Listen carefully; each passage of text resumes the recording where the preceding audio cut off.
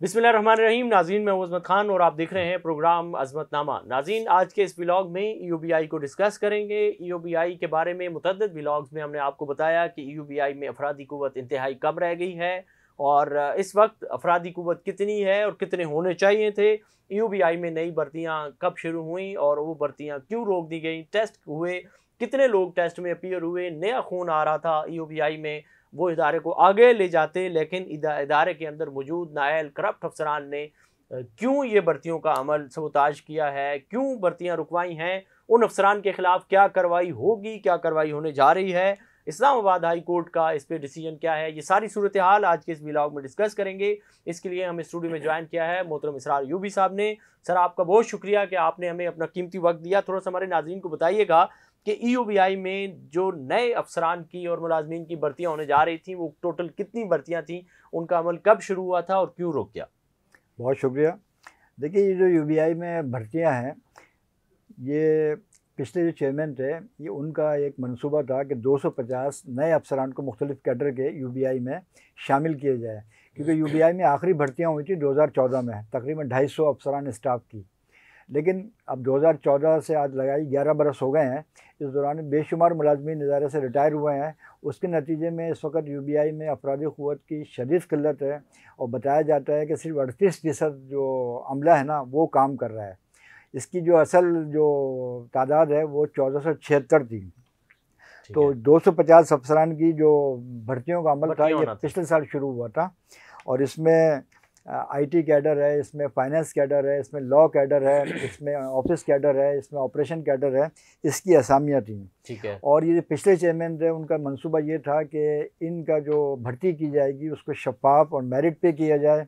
उसके लिए उन्होंने Lahore university of management sciences लम्ब से मुआहिदा किया, जिसने अगस्त के महीने में, अगस्त 2024 में इन उम्मीदवारों के जो है टेस्ट लिए और उसके बाद टेस्ट के नतीजे में, इसके बाद हमारे पास फिगर है कि इसमें जो दरख्वास्त दी थी लोगों ने, वो 6819 उम्मीदवारों ने दरख्वास्त दी थी। ठीक है। जिसमें से जो टेस्ट में शामिल हुए उनकी तादाद थी 5676। ज़बरदस्त, बड़ा कड़ा ये टेस्ट था और बड़ा इसमें जो है काबिल नौजवान शरीक हुए थे। इसमें जो शरह थी कामयाबी की, वो थी 1316। ठीक है। 1316 लोगों ने इसमें कामयाबी हासिल की थी। ठीक है। तो बहरहाल वो चेयरमैन चूँकि रिटायर हो गए, तो अब डॉक्टर जावेद शेख साहब चूँकि कायम मकाम चेयरमैन हैं, उनकी इंतज़ामी उम्र में इतनी गिरफ्त नहीं है। तो आज ये लगाइए कि उनका इंटरव्यू है वो दिसंबर में हुआ था और उसके बाद जो उनका हतमी नतीजा अभी तक सामने नहीं आया। उसके नतीजे, उसकी वजह यह है कि इदारे में कुछ मखसूस मफादात के लोग हैं। ठीक है। तो वो उसमें रुकावटें डाल रहे हैं। ठीक हो गया, कोई ना कोई एतराज़ खड़ा कर देते हैं। इसकी हालिया मिसाल ये है कि 2014 में जो अफसरान भर्ती हुए थे स्टाफ, इन्होंने इस्लामाबाद हाई कोर्ट में एक पिटीशन दायर की है पिछले दिनों। ठीक है। उसमें इन्होंने मौक़िफ़ अपनाया है कि जी ये जो भर्तियाँ हो रही हैं बाहर की एजेंसी लम्स के ज़रिए, ये गलत है, और जबकि ये ख़ुद NTS के ज़रिए भर्ती हुए थे और बगैर इंटरव्यू के भर्ती हुए थे। दूसरी ये है कि इससे जो है हमारी जो तरक्कियाँ मुतासिर होंगी। बहरहाल तो इसमें जो इन्होंने पिटीशन की, तो उसमें इस्लामाबाद हाई कोर्ट ने इनको एक तरह का हुक्म इम्तनाई मशरूत जो दिया है और कहा गया है कि भर्ती का अमल जो है जारी रखा जाए। तो ये साथ में ये बताएं, वो तो अदालत ने चले एक डायरेक्शन दी है, लेकिन उसको भी इन्होंने गलत इम्प्लीमेंट किया है, अदालत के इस हुक्म को भी, और ज़ाहिर है इन्होंने उसको यकसर हुक्म इम्तना समझ करके मामला ठप दिया है, जबकि ऐसा नहीं है, अदालत ने ऐसा नहीं कहा है। लेकिन ये बताएं कि जिन लोगों ने ये काम किया है उनको इदारा क्या सज़ा देगा कि इदारे के सरकारी काम में मुदाखलत जिसको कहते हैं इन्होंने वो इदारे में तो FIR कोई चीज़ होगी? इदारे में तो सूरत ऐसी है कि बहुत ही कमज़ोर इंतज़ामिया है। नहीं तो अगर कोई सही मुस्तकिल चेयरमैन होते और उसूल पसंद होते तो ये जिन मुलाजमीन ने ये पिटीशन दाखिल की है, तो उसमें तो एक नई चीज़ सामने आई है। वो ये है कि जो पिटीशन थी, ये तकरीबन इसमें 25 स्टाफ के मुलाजमीन है पूरे पाकिस्तान के, जो इसमें पार्टी बने हैं। ठीक है।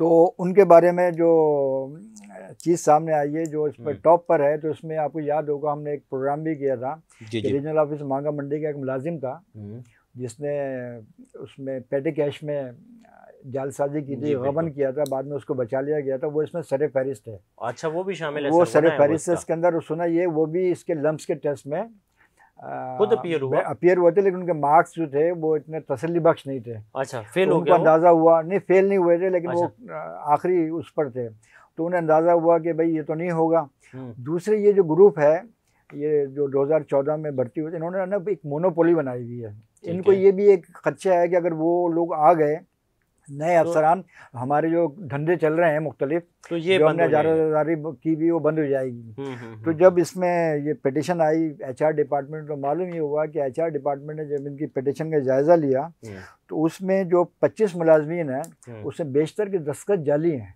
अच्छा, जी हाँ, जिन्होंने क्योंकि पिटीशन की है। 2 दिन के अंदर अंदर पूरे पाकिस्तान में कैसे पिटिशन पे दस्तखत हो सकते हैं।